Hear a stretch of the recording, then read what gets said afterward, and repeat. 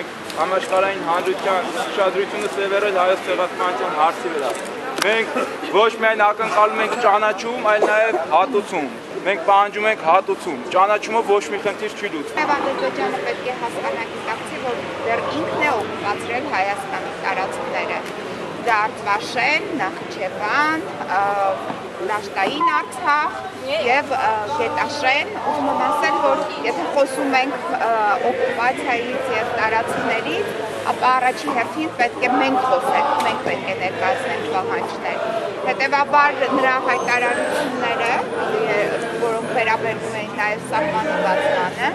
սահմանը կարող է բացվել միայն առանց նախապայմանների, տվյալ պարագայում եթե կան նախապայմաններ, ապա նախապայմաններ թելադրողը այլևս Հայաստանի Հանրապետության քաղաքացիներն են եւ Հայաստանի իշխանությունները։ Բայց ունի այդ ռեսուրսը, քաղաքական ռեսուրսը Հայաստանի իշխանությունը ինքը նախապայմաններ։ Ես կարծում եմ, որ մենք պետք է հասնենք նրան, որ ունենանք այդ ռեսուրսը, դա մեր ողջ ժողովրդի,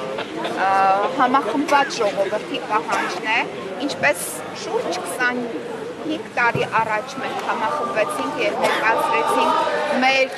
համընդհանուր ազգային պահանջը եւ ազգային պահանջը ամրագրեցինք զինադադարի այդ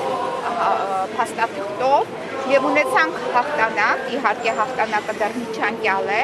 բայց այնուամենայնիվ, եթե մենք միասնական ենք, ապա մենք ունենք այդ ռեսուրսը, ես կարծում եմ։ Սերժ Սարգսյանի արտաքին քաղաքական։ Դե Սերժ Սարգսյանը այլևս Հայաստանի Հանրապետության քաղաքացիներին չի ներկայացնում, հետևաբար խոսել նրա մասին ուղղակի կարիքը չկա, որտեղ նա չի կարող ներկայացնել Հայաստանի Հանրապետության քաղաքացիներին։ Դե ֆակտո բանակցում է։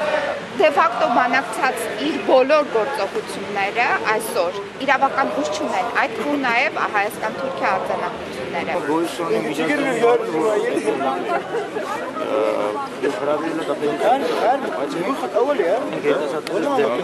մի մարդը, որը ամենամեծ քարոշչական եւ իրանով է ճանաչում, չճանաչելու եւ այլն, այսինքն հակաքարոշչական մեխանիզմ ղեկավարը, այսինքն նրան հյուրընկալել մեր երկիր մեզ համար անընդունելի է։ Իսկ ինչ է կարծում այդ ցեղասպանության ճանաչման գործում մեծ դերակատարություն պետք է ունենա նաև միջազգային հանրություն։ Միջազգային